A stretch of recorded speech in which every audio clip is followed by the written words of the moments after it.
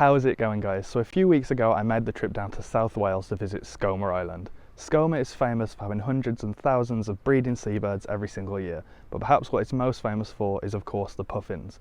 So in this video I'll be showing you around my trip to Skomer and of course some of the footage of those cute, adorable puffins. Towards the end of the video I'll also be talking about some of the tips and tricks that I learnt from visiting the island that you can't necessarily find online, so if you're planning on visiting soon, these may be helpful to you. Enjoy the video. My name's Adam and welcome to Nature's Scope.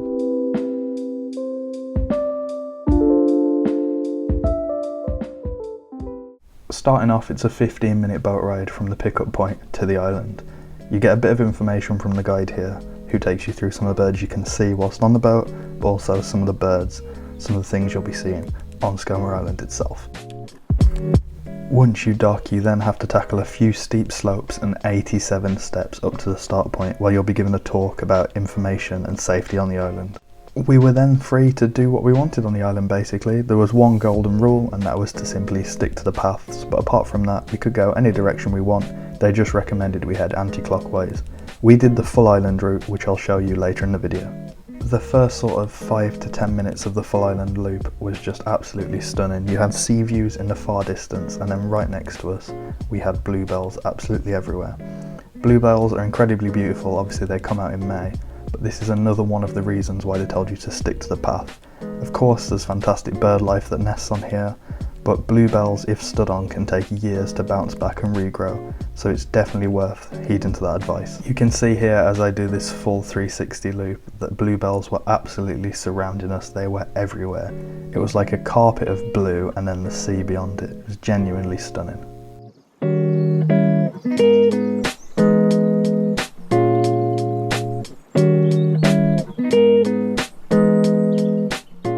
We then began to see puffins really close to the path. As you can see here, they're probably around 5 meters away. This wasn't the same the whole of the island loop, only a certain section of it towards the end, but once they started coming close they were absolutely everywhere. There were thousands and thousands of puffins. In late April, the staff and volunteers on Skomer did their annual puffin count, and this year, in 2024, the total came to 41,605 total puffins on the island. Whilst the puffins are incredible and probably the highlight, there's also more life on the island. In the clip before, you would have seen the cliff in the background.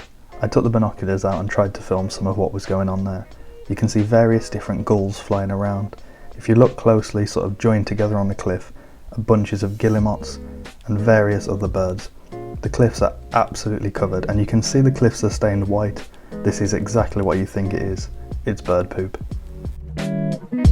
If you do plan on visiting soon, one of my key pieces of advice would be to not just go for the puffins. There's some absolutely incredible scenery and incredible views around the whole island. As you can see in the clips now, you can see for miles out to sea, but also there's some beautiful cliff faces with lots of other bird life going on them. If you keep an eye out to sea as well, you can also have the chance to see dolphins, seals and porpoise. We didn't see dolphins, but we did see the other two. There's plenty of seals around the island and plenty of porpoise. Some more shaky footage now through the binoculars, and as well as the cliffs being covered, if you look out onto the sea, you'll see lots of bird life. Guillemots, razorbills and of course puffins will all be out hunting in the day, getting fish, so you can see them dive, you'll see them go underwater. It's actually quite impressive watching them. This clip shows off another reason of why you should stick to the paths. As you can see, absolutely everywhere there's holes. These are the burrows, the nests of the puffins. They'll dig in slightly into the ground, and that's where they'll decide to nest. Often there's only a few centimeters of dirt between them and the surface. The birds are nesting all the way up to the path, and if you happen to stand on the roof of one of these nests, it could cave in and you will potentially destroy the nest, which is obviously catastrophic. We unfortunately had to tell one couple off for doing this. They were stood on the side looking at a map, right above some nests. Thankfully no damage was done and they moved on, but that could have been absolutely terrible. As you can see now, puffins were absolutely everywhere. This is coming up to the very last stretch of the full walk. We probably spent around about an hour on this little stretch. There was puffins everywhere. It was really interesting to watch them interact with each other. Some were just chilling, some were fighting, some were gathering materials to build their nests. It was just really interesting watching them, and all of them were doing something slightly different. They would even venture onto the paths at certain points. I would often sit down to take a photo or some footage for the video, and they would literally walk up to you. They'd be about a metre away. Of course, I'd never touch them, but if I wanted to, I probably could. If you do come here, just take a look at how the puffins fly and how they land. Taking off looks slightly funny. They almost curve their bodies in like a shrimp-like formation. And then when they land, they're not very good at coming in softly. So a lot of them will crash land, they'll sometimes roll over. It's quite amusing. Remember, if you want to see the puffins on Skomer, you have to go between early May and late July. That's the best time to see them. We went around about the second week of May and they were absolutely everywhere. There was plenty on the island. You can see here that the puffins are probably around about a metre away from me. One walks right in front of me. I think it may have even walked over my feet in a second. There you go. You can just see it walking there. And as I pan to the left here, you'll see two puffins fighting. What they'll try and do is grab each other's beaks and twist their necks around. It can get quite aggressive. Time was running a little short now, so it was time to say goodbye to the puffins. You only get 5 hours on the island. We took the 10 o'clock slot, so we were there till 3 p.m. So we had to head back onto the boat. It was a lovely little walk back through some bluebells and some pink flowers, which unfortunately I don't know what they were. As we were queuing up for the boat, I managed to get one last bit of shaky binocular footage. These two birds you can see now are razorbills. They actually look quite similar to guillemots, but it's that silver little razor blade on their beaks that separates them. And that was it, our time on the island was done. What I'm going to do now is I'm going to talk a little bit about tips and tricks for anybody who plans on visiting the island soon. So a few little tips if you do plan on visiting. Sorry, I'm filming the computer screen here so it's not the best quality. The best place to park is here. This is Martin's Haven National Trust car park. One little tip about this car park is bring cash. On the day there were people at the door, sort of at the entrance, waiting for us to come in so we could give them cash. There is a ticket machine here. However, it doesn't always work apparently. We heard quite a few horror stories.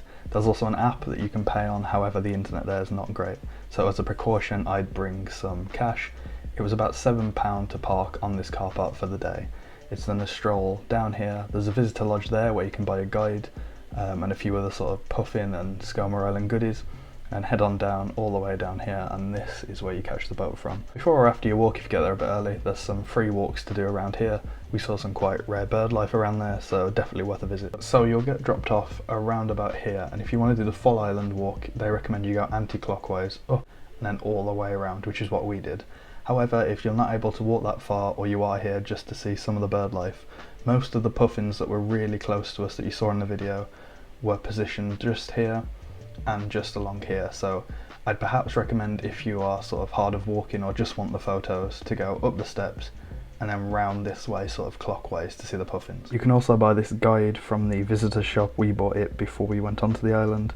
This was £3, and obviously all of the profit goes into the Wildlife Trust, which is really good, but it also has a few of the walks that you can do. So this is the island circuit that I just showed you, but then at the very back of the book there's also some ID guides. So if you're not the best IDing, or perhaps aren't a birder, then you can sort of get some help on the go and find out what birds you're seeing. There's not very good internet on the island, so I would recommend taking a guide with you. It's also worth reminding you that this is a nature reserve and it's an island, so it's not going to be full of shops, it's not full of toilets. One toilet on the island. They're in the very centre next to the accommodation. So be sure to bring plenty of water, more than you need, and also sun cream. There's no shade on the island. I wore sun cream all day and still got burnt, so I'd bring Factor 50 and a hat just to be safe. So that's it for this video. What a genuinely amazing trip. I'd recommend visiting Skomer to anyone if you're able to. It's absolutely incredible. This was my first ever time seeing a puffin, so that's probably the highlight of 2024 for me already, and we're only in May. If you enjoyed the video, leave us a like, it really helps us out. Have you ever been to Skomer or one of the other islands that has breeding seabirds on? Let us know what you thought of it, and let us know what you saw in the comments down below. Subscribe to Naturescope to not miss any more future videos. Thanks again for watching. I'll see you all next time. Cheers.